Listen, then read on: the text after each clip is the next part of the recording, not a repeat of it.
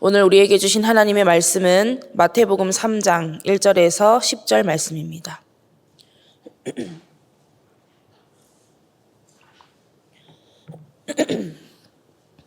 마태복음 3장 1절에서 10절 말씀, 제가 한 절, 여러분들이 한 절 교독으로 보겠습니다. 제가 먼저 읽겠습니다.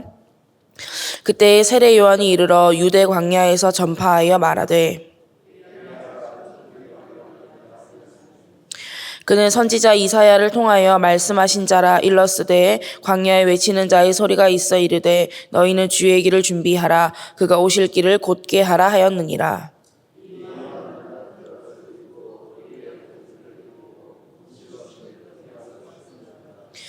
이때 예루살렘과 온 유대와 요단강 사방에서 다 그에게 나와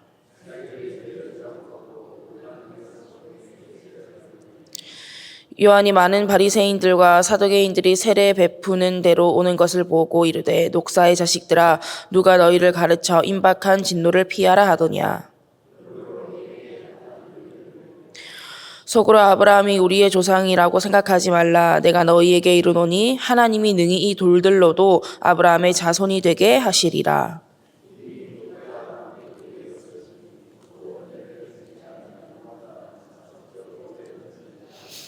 아멘. 할렐루야. 오늘도 하나님 말씀을 통해 풍성한 은혜 누리시기를 축복합니다. 오늘 본문에서는 예수님의 오실 길을 예비했던 세례 요한이 등장하고 있습니다. 세례 요한은 외모나 성장 과정 등이 자세히 성경에 기록되어 있지는 않지만 분명한 것은 하나님께서 미리 예비하셨고 분명한 하나님의 때에 등장한 사람이라는 겁니다. 이사야 40장 3절에 외치는 자의 소리여 이르되 너희는 광야에서 여호와의 길을 예비하라. 사막에서 우리 하나님의 대로를 평탄하게 하라. 이렇게 세례 요한의 등장은 구약에서 이미 하나님께서 예언하게 하셨던 겁니다. 또한 회개하라 천국이 가까이 왔느니라 하는 이 메시지도 예수님께서 공생애를 시작하시면서 선포하신 말씀과 동일할 만큼 중요한 말씀이라는 것을 우리는 알 수 있습니다.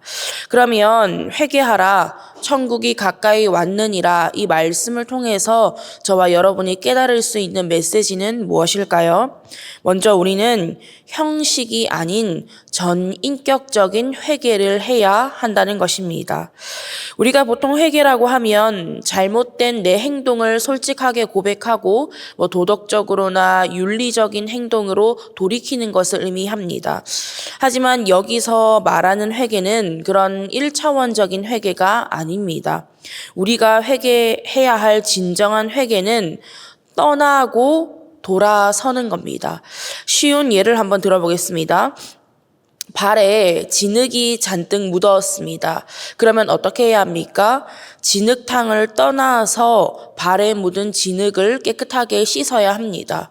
그리고 중요한 것은 다시 진흙탕으로 돌아가지 않는 겁니다. 다시 돌아가면 또 진흙이 묻게 되는 거예요. 그렇듯이 우리가 진정한 회개를 한다는 것은 우리가 하나님을 떠나 있던 삶, 하나님의 언약을 떠나 있던 삶, 죄의 자리에 머물던 그 삶을 떠나서 하나님께로 돌아서고 하나님께로 옮겨지는 것을 의미합니다. 그래서 단순히 행동만 바뀌는 게 아니에요. 행동만 바뀌는 게 아니라 우리의 시선이, 우리의 마음이, 즉 우리의 전 인격이 하나님께로 돌아서는 것이 진정한 회개인 줄 믿습니다. 말로만 회개하고 형식적으로만 회개하는 것이 아니라 내 삶의 주인이 변화되고 내 삶의 방식이 변화되고 내 삶의 가치가 변화되고 내 삶의 정체성이 변화되고 내 삶의 예배가 변화되는 겁니다. 그렇기 때문에 우리는 죄의 자리를 떠나서 죄에 있어서는 등 돌리고 하나님께로 온전히 돌아서기 위해서 성령 하나님을 의지해야 하는 줄 믿습니다. 여러분 반복해서 짓는 죄가 있으십니까? 아직 떠나지 못한 죄의 자리가 혹시 있으십니까? 먼저는 내 회개가 진정한 회개인가 한번 돌아보시고 성령 하나님을 온전히 의지하고 간구하면서 죄의 자리를 박차고 일어나 떠날 수 있기를 간절히 원합니다. 가늠하다 잡혀온 여인에게 예수님께서 말씀하셨죠. 나도 너를 정죄하지 아니하노니 가서 다시는 죄를 범하지 말라. 이렇게 말씀하신 예수님께서 오늘 저와 여러분에게 동일하게 말씀하시는 줄 믿습니다. 너가 돌아오기를 기다리고 있다. 그러니 온전히 돌이켜라.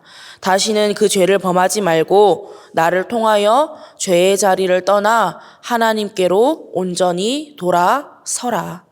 바라기는 주님 앞에 참된 회개를 하고 죄의 자리를 떠나 아버지 하나님께로 온전히 돌이킬 수 있는 우리 모두가 되기를 간절히 원합니다. 다음으로 회개하라 천국이 가까이 왔느니라, 이 말씀을 통해서 저와 여러분이 깨달을 수 있는 메시지는 회개에 합당한 열매를 맺어야 한다는 것입니다. 오늘 보면 8절과 9절 말씀을 다시 한번 보십시오.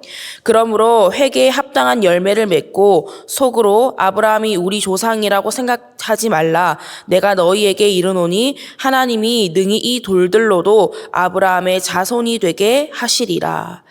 유대인 랍비 교훈에 이런 말이 있다고 합니다. 할례 받은 자 중에 지옥에 갈 자는 아무도 없다.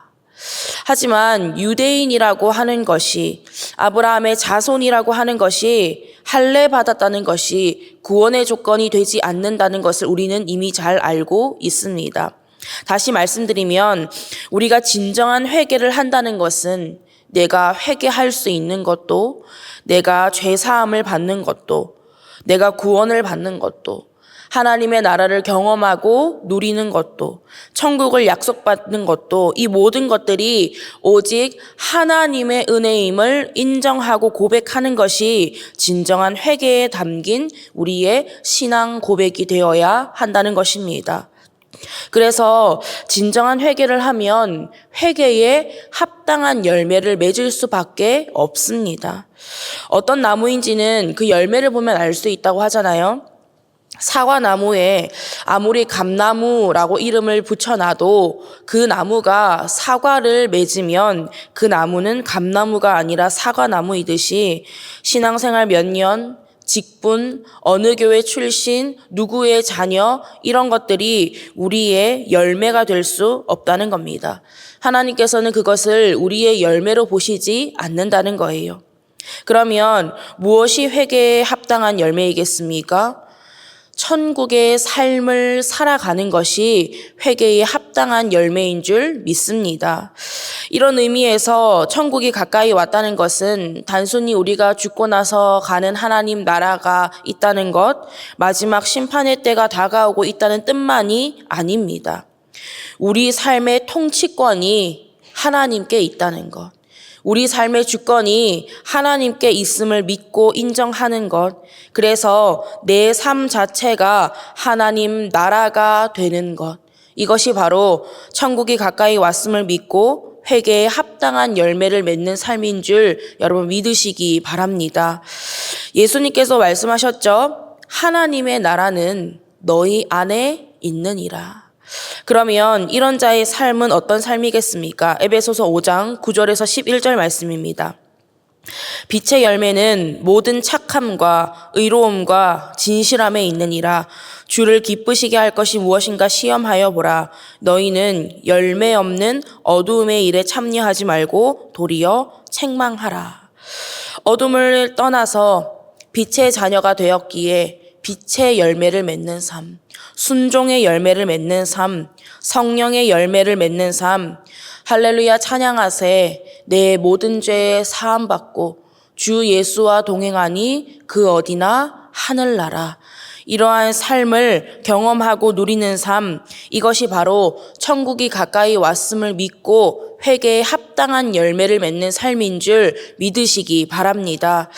말씀을 정리하겠습니다. 도끼가 나무 뿌리에 놓였다는 것은 때가 임박했다는 뜻이기도 하지만 그 때는 반드시 온다라는 뜻이기도 합니다. 그렇다면 여러분, 하나님께 보여드릴 열매가 있으십니까? 하나님께서 기뻐 받으실 열매를 여러분의 삶 가운데 맺어가고 계십니까? 바라기는 하나님께서 원하시는 진정한 회개를 통해 죄의 자리를 가감히 떠나 회개에 합당한 열매를 풍성히 맺어가는 우리의 삶이 되기를 원합니다.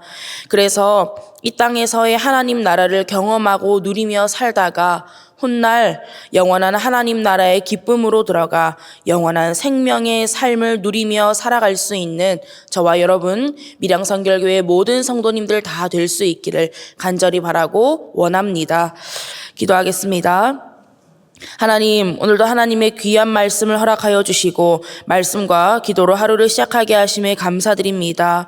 하나님을 떠나 죄의 자리에 있던 우리를 구원하여 주시고 하나님께로 돌아서 하나님을 바라보게 하시니 감사드립니다. 하나님을 왕으로 모시는 삶, 하나님께서 함께 하시는 삶이 천국의 삶인 줄 믿사오니 우리 삶에 회개해야 할 모습이 있다면 전인격적으로 진정으로 회개하고 회개에 합당한 열매를 맺는 천국 백성다운 삶을 살아가게 하여 주시옵소서. 감사드리며 예수님의 이름으로 기도드립니다. 아멘.